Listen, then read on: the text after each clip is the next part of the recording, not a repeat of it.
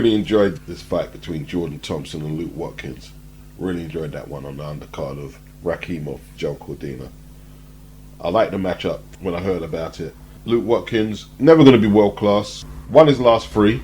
His only 2 defeats before that were to Isaac Chamberlain and to Lawrence Okoli, who cleaned him up pretty good in 2018. He came in there yesterday with a 16-2 record, 11 inside the distance, 6'1", 33 years of age. Jordan Thompson, he's now 29, 6'6", 15 wins, no losses, 12 inside the distance. Now, he's a huge cruiserweight, huge. On a Matchroom card last year in his last fight, he won a 10-rounder against Vasyl Duka, and he was put down in the 10th, and he was pretty hurt, but he got through. He's now with Tony Sims. Luke Watkins had his tactics set out, and they were very good tactics to hit, and move. Don't be a sitting target. Use your quick hands and try and time Jordan, who doesn't have the quickest feet, to be fair. I think Tony Sims needs to work on getting his feet a little quicker to get in position to punch. Needs a bit more fluidity there. The shoulder roll, it works at times, and you know, he's a big guy. They can work on that. Very good fight. Luke landed some very good shots. He also took some very good returns from Jordan Thompson. Big puncher. I like Jordan Thompson's combination punching. That's improved. Very well contested fight until Jordan started breaking him down to the body. Watkins went down in the 6th and it was waved off. From what Eddie was saying, they're going to bypass going for British titles. He's ranked number 15 in the WBO. So if they can target some names that would get him into a mandatory position, that's where they want to go. That's where they want to go. And I think Eddie would like to go after Lawrence Okoli. I think that's where he'd like to go after. That's why they're going to bypass the British title, because the likes of Riakporhe and Okoli and Billy and Smith, they've gone past the domestic thing now. Riakporhe is ranked number 4 by the WBC, number 2 by the IBF, number 2 by the WBO. Billy Smith, he's ranked number 1 by the WBO. He's fighting Lawrence Okoli next. Number 2 by the WBA. I reckon there's going to be people, you know, who are going to say he should be targeting the winner. Talking about Jordan Thompson, he should be targeting the winner out of Lawal and Chamberlain. And while we would love to see them domestic fights, it's going to be difficult to make with the obvious turmoil between Ben Shalom and Eddie. The issue right now is, even if Jordan is mandated to fight the winner out of Lawal and Chamberlain for the British title, the fight might go to a purse bid, but Eddie is saying that Ben Shalom is not necessarily going to send his fighters over to the zone, even if they lose the purse bid. We'll talk about that later with the FRAZER Clarke FABIO Wardley situation. So they're going to go straight to the sanctioning bodies and try and get Thompson mandated. If he can make improvements, he's going to be a problem. 6'6", with that kind of power. When he really got his motor running and started landing some of them left hooks to the body that floored Luke, he looks like a dangerous guy, but not unbeatable. It's not the most talent-laden cruiserweight division we've seen right now. And for examples, if he can get a Firat Aslan Dorticus, he's ranked high. Michael Shalak, who Lawrence Okoli beat, they might be a bit hesitant to put him in with Bradis. Andrew Tabiti could be dangerous, you know, but that's boxing. You've got to take some chances. There's no free lunches. And Luke Watkins, people might say, oh, he landed too much. Luke Watkins can fight. Lawrence Okoli done a very good job on Luke Watkins. Very good job. But Luke Watkins can fight. So that was a good performance.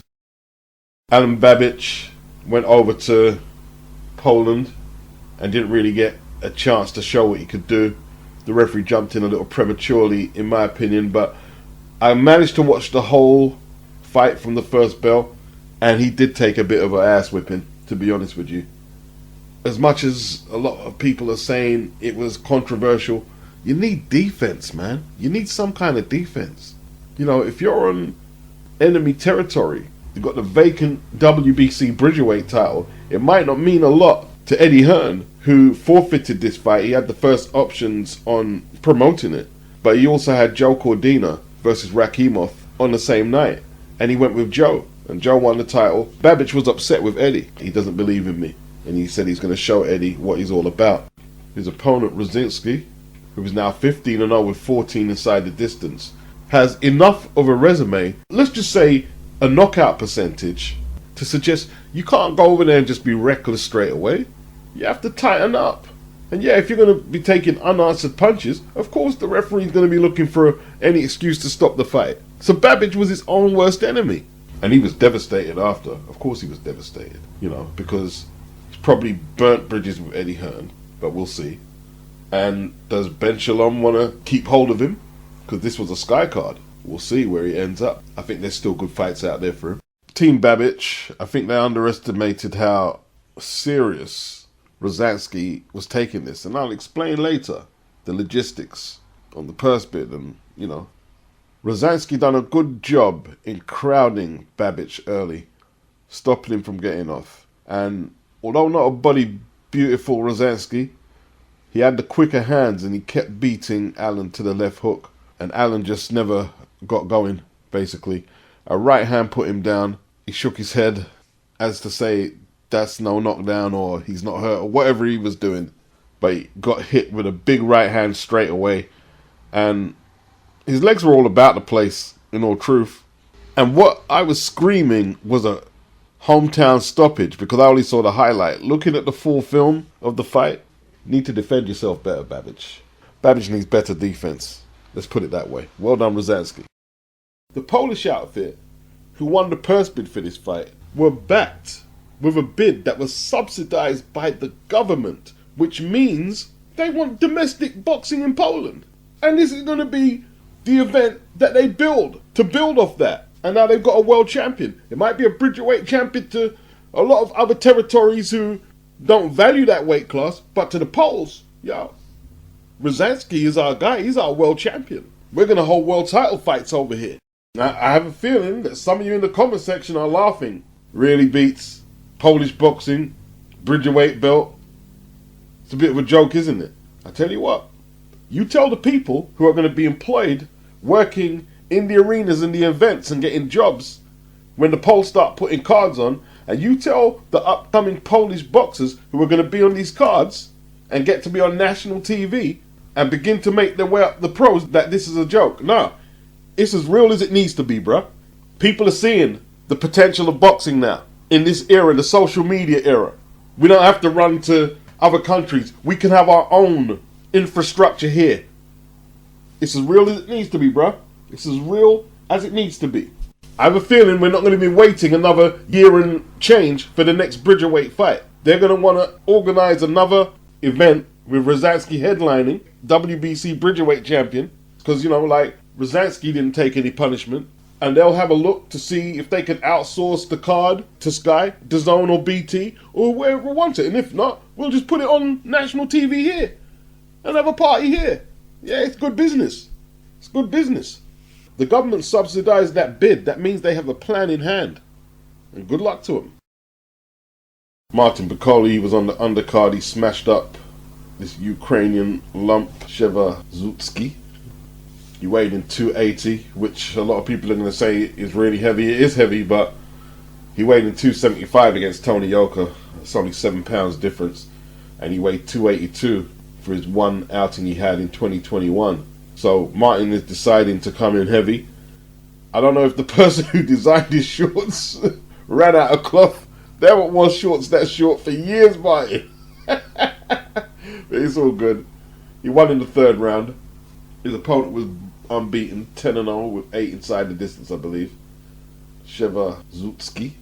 Martin basically dominated on the front foot behind the jab. Threw a lot of punches, varied up the speed, and all of a sudden he'll launch one big left hook and catch Shevazutsky off guard. Landed some good right crosses. Decked him with an excellent left hand counter. And, you know, it was a formality, really. Formality of a fight. Finished it in the third. And then came the real fireworks. Could be the foyer or reception of the arena. Dillian Whyte and Martin Bakole clashed. Martin, very vocal, stepped to Dillian. I want to fight you. But he wants to fight in the ring. He said, I'm not a gangster. I'll fight you in. Dillian tried to get on some roadman ethics. come upside, come up here, and, you know, like, Martin was saying, no, I'll fight you in the ring, I'm ready, I'll knock you out. I think it's an excellent fight for Dillian. I don't think he should wait around hoping that Joshua gives him the fight. Ben Shalom will accommodate Dillian with a good purse. He's a free agent. Yeah, Martin Bakole's an excellent fight for him to re-establish his credentials after that subpar performance against Tyson Fury and the disputed decision against Jermaine Franklin. I believe he beat Jermaine Franklin by a round or so. That'd be a good fight. But, you know, Dillian kind of part of Martin and said he needs to rematch Michael Hunter and take other fights before he gets a fight with him. Then he called him a paedophile, which was very tacky. I know the social media story behind whatever, but he's not a paedophile. Martin's a good guy. Martin's not a guy you should do that to. You don't want to fight the guy, don't fight him. But, you know, you don't need to do that. But that's who Dillian is. He makes his own decisions. I don't like it, though. Let's talk about Frazer Clarke. Coogan asked him, because Frazer was at the DAZN event, the Joe Cordina fight.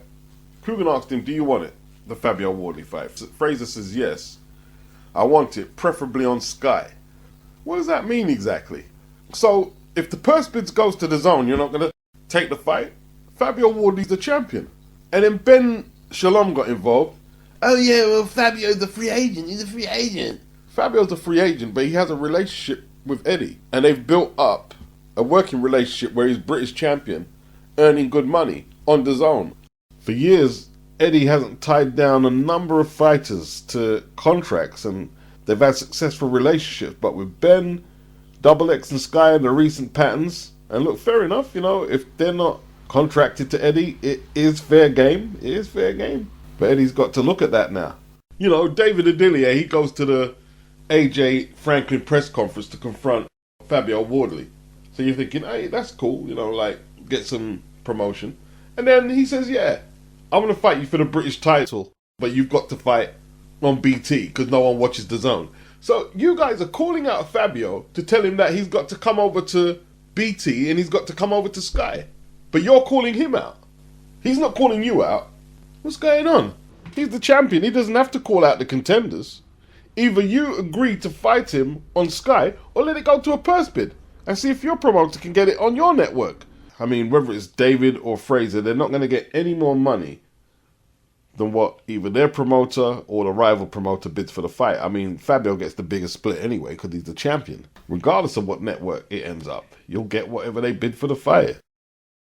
I listened to the October Red video. She asked direct, practical questions and, you know, like, it works a charm. You get a lot of information. She asked what is the procedure around the purse bid because they've got until September to make the fight. The purse bids are in May. Ben Shalom played himself. He made Fraze look soft, like he didn't want the smoke. But you have to ask yourself, is Ben protecting Frazer Clarke? I believe he is. Or is he just trying to stop him going over to DAZN potentially if they win the purse bid? Big up Everything Boxing and big up Red October. It says here that Frazer Clarke, for example, will not be able to take a tune-up, warm-up or any kind of fight within 4 weeks of a fixed date for the British title because he's been mandated to fight for the belt. And Eddie said that he's looking to put the fight on, or he's looking for Fabio to fight in June or July. So what will Frazer Clarke do? Will he forfeit his title shot? That's not going to look good for him or Ben. The bigger issue, though, is Eddie doesn't want to enter a purse bid for the fight. Matchroom DAZN win the bid. And then they don't send Frazer Clarke over there because they want the fight on Sky. Eddie said, no problem, we lose the purse bid. Fabio will have to go over to Sky. It's no problem. You know, Ben Shalom, we have no problem with working with all promoters. We just want to make the fights. But then Frazer Clarke saying, preferably on Sky. That doesn't make sense, really. The purse bid will determine where the fight goes. And Ben Shalom, he keeps mentioning Fabio Wardley is a free agent. So you're only going to make the fight if you can manipulate Fab's free agent status and get the fight on Sky. I thought you wanted to work with all promoters. I mean, if you want to work with all promoters, that means you would abide by the principles of the purse bid. And if Matchroom wins it, then both fighters fight on Matchroom. And if you win it, then it goes on Sky. You know what it is? Sky are not going to give him no big purse bid. They're not going to put up no whole heap of money for Frazer Clarke because he hasn't proven himself. And probably shouldn't be getting the shot over David Adeleye. to get to that because it sounds silly. It does sound silly. I'm not on the whole back and forth arguing in real life. What I'm trying to say is, though, Fraser, I know and you know you're not built like that. That's what I'm trying to say. Like now listen to me. Now listen to me. Just let me say something, though, Fraser. Built like what? Built like what, though? You're not built like that. This is what I'm saying to you. You ain't got that sort of tough in you. You're not a tug. Yeah, you box and whatnot. You're not built like that. This is what I'm saying. Listen, I know that, and you know that. You're not built like that, and you know that I'm built like that. Because if you do your resume check on me, you would know that I'm built like that. You would know that. Let's see that. Let's keep the same energy. The fact that keep the same energy. Keep that energy then. When you see me. Keep that energy, yeah. Your life, I'll keep that same energy. And we'll see who's built like what. Will you keep that energy? When I see you will see I've got the same energy. Yeah, I'll give you my address, what are you talking about? You can come all right, listen. Get paid. It's a good point, Fraser, man. This is what I'm saying to you. We get paid. I'll smoke you. I'll punch you up for nothing. This is the whole point I'm trying to make, Fraser. You're not built like that, Fraser.